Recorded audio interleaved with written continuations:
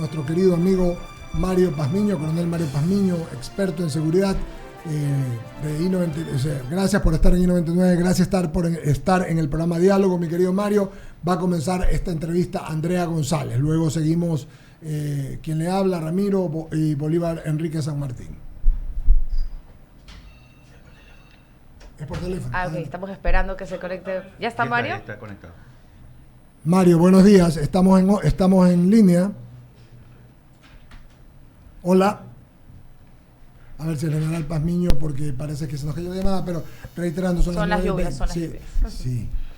Suele suceder en esta época de lluvia. 9:20 de la mañana. Pero definitivamente ese tema es importante. La policía. La conexión. Sí. La cantidad de agua. La cantidad de agua y también las tormentas solares. Muy bien. Mario, buenos días. Buenos días, querido Mario Pazmiño, experto en seguridad. Hello. Hola Mario, buenos días. Es Eduardo Mendoza Paladines. Gracias por estar en I-99 en el programa Diálogo, querido amigo. Buenos días.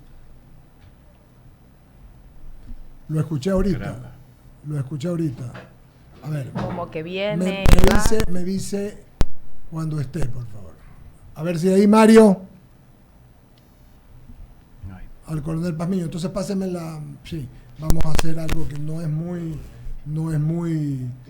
cristiano, pero creo que es importante la entrevista, ¿no? Creo que es más importante. Okay, ahí estamos. Ahí está, porque eso no es el ok, Mario. ¿Aló? ¿Cómo fue? ¿Sí escucharon? ¿Se acuerdan cómo sonaba el internet antes? Mario Pazmiño, buenos días. Muy buenos días, ¿cómo están? Qué gusto saludarles. Muy bien, Mario, va a comenzar la entrevista a Andrea González, luego sigue Ramiro, sigo yo con Bolívar, Enrique al final, por favor. Ok, perfecto. Hola Mario, buenos días. Este tema ¿Cómo del que estás? estábamos conversando, qué gusto saludarte. Este tema que estábamos conversando previamente a la llamada contigo, ¿cómo se debe hacer para que el uso de las armas incautadas sea finalmente y esté en manos de quienes lo necesitan? Porque, como decía Eduardo, este tema tan hablado sigue siendo una traba. ¿Quiénes son los que ponen trabas a este proceso? Bueno, yo creo que las diferentes armas que están siendo incautadas, aquellas que son de alto perfil, ¿qué quiero decir con esto? Armas de asalto, armas para francotiradores, ese tipo de armas tienen que ser entregadas a las fuerzas militares para que puedan utilizarlas, que tienen mayor experticia en este tema. El otro tipo de armas, como pistolas, cartucheras, creo que tienen que ser destruidas porque lo peor que pueden hacer sería entregarles a las diferentes instituciones en donde se va a hacer una carga logística tremenda. El abastecer de munición para esas, el mantener ese tipo de armas, repuestos para esas armas, porque son de diferentes tipos. Entonces, lo mejor es proceder a destruir, como lo estaban haciendo anteriormente, pero las armas que son de alto performance tendrían que estar pues a cargo de las instituciones que están combatiendo a estas fuerzas delictivas. Mario, pero ¿tú crees que la destrucción de estas armas, por el hecho de que tal vez sea un poco difícil la logística de buscar municiones, sería igual un desperdicio de recursos dada la inherente necesidad y tan urgente que tenemos de el uso de armas? Porque de un poco de lo que estoy entendiendo de lo que me cuentas, también faltaría entrenamiento para el uso de estas armas, tanto armas largas como lanzallamas y este tipo de armas que vemos para la policía, pero sí tendría entrenamiento en las Fuerzas Armadas. Las Fuerzas Armadas tienen entrenamiento en armas de este tipo, porque es parte de su actividad permanente. O sea, los diferentes tipos de armamentos que tienen, pues, son permanentemente utilizados por las Fuerzas Armadas. Y no hay mayor diferenciación entre fusiles de asalto, fusiles de combate urbano, fusiles para diferentes métodos. Entonces, yo creo que la forma más eficiente sería entregar a una institución que tenga pues ese tipo de práctica en eso. Ahora, el otro problema, ¿y por qué digo yo que las otras armas tienen que ser destruidas? Porque básicamente va a generar un costo logístico. ¿Qué es lo que va a pasar? Van a coger esas armas y van a guardar esas armas. Pongo un ejemplo concreto. ¿Recuerdan ustedes que en Guayaquil se capturó en el tiempo de Patiño cerca de 5,000 o 10,000 fusiles que venían de China? ¿No es cierto? Sí se acuerdan. Muy bien. Esas armas, ¿a quién le entregaron? Esas armas le entregaron al ejército. ¿Qué hizo el ejército? Cogió esas armas y las mandó a embodegar. Porque era mucho más costoso el ponerlas a funcionar, el montar una fábrica de munición para ese tipo de armamento y también para los repuestos que necesitaban para estas armas. Por lo tanto, los fusiles están embodegados. Ese es el problema. Si usted ya tiene un tipo de armamento que es el que está utilizando, pues generalmente lo que se hace es ampliar en ese sentido los contratos. Claro, Mario. La última pregunta, de las armas incautadas en el tráfico de armas que tiene Ecuador. Vemos que entran desde la frontera de Perú, pero que tienen orígenes tan diversos como incluso Corea del Norte, si mal no recuerdo, cierto tipo de municiones encontradas, otras como por ejemplo que se utilizarían en la guerra ruso-ucraniana. ¿De dónde crees que viene toda esta amplia variedad de tráfico de armas que tenemos en el país? Bueno, las armas tienen diferentes puntos de origen. Hay 5 puntos de origen para ingresar armas al Ecuador. Y de ahí pueden ser de toda la comunidad internacional. Okay. Depende de donde puedas conseguir. Pero ¿cuáles son los 5 puntos de origen? Primero, frontera sur, con Perú. Es un tráfico bastante fuerte de armamento que ingresa ya, armas, munición y explosivos. Segundo, es al momento el que cambió y giró este entorno, porque primero llevaba Perú la delantera en tráfico de armas hacia Ecuador. Ahora es desde Colombia hacia Ecuador. La frontera norte es sumamente importante para el tráfico de armas, munición y explosivos hacia el interior del país. Y vemos en Galápagos también, ¿no? Bueno, ese es un punto de reabastecimiento, ¿no? Es un punto de reabastecimiento. El tercer elemento es a través de lo que son las narcoavionetas. Las narcoavionetas vienen con dinero y armamento para entregar a estos grupos y ellos llevan droga. Es más o menos cómo funciona el esquema. El cuarto elemento es a favor de los couriers. O sea, mandan armas por piezas de estos paquetes de encomienda internacionales. Por piezas, para que sean ensambladas acá. Exactamente, pueden venir de cualquier parte del mundo, como tú decías, Corea, y literalmente, como Rusia, dices, por tierra, agua, mar, submarino, aéreo, o sea, claro. Y el último es, el quinto es a través de la compra de armamento en los rastrillos policiales y militares. Ustedes han de haber visto que últimamente hay 150 armas de la policía, pistolas que fueron robadas. ¿De la policía ecuatoriana o te refieres de la policía peruana? No, de la policía ecuatoriana. Eso fue hace un año atrás. También armas de fusiles de asalto que fueron en Santa Elena, que se metieron allá y fueron robando casi la mayoría de armamento que tenía ahí un destacamento policial. Entonces, han habido esas cosas, ¿no? Y ahí es otra forma de abastecerse de armamento. Claro, Mario. Muchísimas gracias por las respuestas a estas preguntas. Te dejo con mi compañero Eduardo, que está ya listo acá. Hola, Mario. Y luego viene Bolito, para Enrique Gusto. Ahora, cambio el tema, mi querido Mario, le cambio el tema. ¿Cómo no? ¿Son chatarra o eran chatarras las armas que se iban a dar a los Estados Unidos y que a su vez se iban a canjear con los Estados Unidos por 200 millones en insumos, digamos, en armas también de ellos para la lucha contra el narcotráfico y la delincuencia organizada? ¿Son chatarra y ellos a su vez las iban a pasar a Rusia o no son, perdón, a Ucrania, o no son chatarra? A ver, era material que ya estaba obsoleto. No podemos decir que es chatarra. Es material obsoleto, o sea que ya no reúne las condiciones de operatividad. Por ejemplo, los helicópteros Mi-8 que estaban en el país, helicópteros rusos, pues no tenían ya las características adecuadas y tenían mucho problema de repuestos y mucho problema de mantenimiento, de lo que yo recuerdo. Y otro tipo de armamento también. Entonces, lo que estaba haciendo el presidente es canjear estas armas por las otras.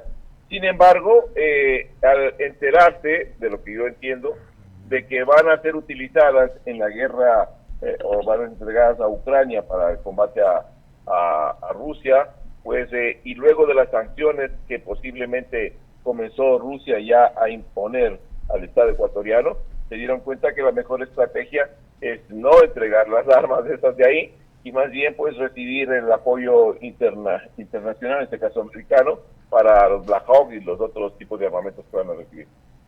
Mario, a usted, querido amigo, lo consultaron en principio para ser parte de la inteligencia del gobierno del presidente Noboa. ¿Por qué no aceptó? ¿Y esto es verdad? Es verdad que me consultaron. Me reuní con la señora ministra de Gobierno y con el señor secretario de la Administración Pública. Estaba todo listo para realizar el decreto ejecutivo. Pero ellos me decían lo siguiente, que tenía que hacerme cargo de dos instituciones, el SNAE y el IES. Yo les dije que no, que estas son instituciones completamente diferentes y aparte, que hay una pequeña oficina o dependencia que se llama inteligencia carcelaria, que es parte del CSI, pero no quiere decir que esto se haga. ¿Quién estuvo manejando estos dos tipos de cuerpos? Porque me dijeron que estaban manejando así. Dije que es un error tremendo que están cometiendo, porque no pueden dedicarse a ninguna de las dos cosas. Y lo que el presidente de la República, como les dije, lo que el presidente de la República quiere es resultados, y los resultados se lo hace siempre y cuando se tenga una persona, un equipo altamente profesional trabajando en este tema puntualmente. Este fue un punto. El otro punto es el que me manifestaron que sí, que una persona del entorno del presidente de la República quería ir al CIES como subdirector posiblemente. Yo dije que no, porque eso es una situación técnica, esto no es cuestión de improvisar ni cuotas políticas, y que por lo tanto no. Y bajo esas condiciones no se puede. Mario, ¿cómo lo ve en el tema, cómo lo ve usted al gobierno en el tema de la seguridad? Lo veo bien, lo veo bien. Lo veo que están realizando acciones concretas, está bien, faltan algunas cosas que tienen que irse perfilando de mejor manera. Por ejemplo, el tema de la presencia disuasiva permanente, creo que eso es vital para darle mayor tranquilidad a la población y cambiar un poco el escenario de inseguridad y el temor ciudadano que existe. Porque recuerden una cosa, distinguidos amigos, que recién estamos viendo los éxitos y todo el mundo está feliz por los éxitos. Claro. Todos estamos felices, pero a ningún grupo delictivo criminal le va a gustar que le hayan golpeado 3.500 millones de dólares. Por lo tanto, las retaliaciones, o lo que yo les he llamado en varios medios de comunicación internacional, los culatazos que puede generar este enfrentamiento, pues recién van a venir. De acuerdo con usted, mi querido Mario, sigue aquí en I-99 en el diálogo Bolívar Enrique San Martín. Gracias, Eduardo. Coronel, aquí de forma externa se ha señalado que las cárceles en su momento eran el centro de operaciones de estos grupos, los denominados GDO. Pero si en estos momentos nuestras Fuerzas Armadas tomaron el control, ¿de dónde ahora, a ver, no sé si sea conveniente que, o estratégico en todo caso, que usted lo dé a conocer, porque es un tema de inteligencia, digo. ¿Cómo estarían operando en todo caso si ya no son las cárceles el centro de operación, coronel? Bueno, a ver, el gobierno está atacando 3 centros de gravedad y eso es muy claro para las Fuerzas Armadas y tiene que ser claro también para la sociedad ecuatoriana. El primer centro de gravedad es básicamente los centros carcelarios, donde se organiza, se estructura, existe un comando, un control delictivo desde donde se ordena las acciones del territorio. ¿Qué es lo que hizo Fuerzas Armadas? Entró, tomó el control en menos de una semana, demostrando que cuando se quiere hacer las cosas bien, y quiero repetir esta cosa, cuando se quiere hacer las cosas bien, porque ahí estuvieron varias instituciones hecho cargo de este nivel de corrupción que se llama los centros carcelarios, y ninguna pudo mantener el control. En una semana las Fuerzas Armadas restablecieron el control, establecieron una disciplina, un orden, quitaron los privilegios para las diferentes capos que habían ahí al interior. Entonces, Hay cómo hacerlo. Entonces, esa es una de las cosas que son importantes que se tiene que arrancar.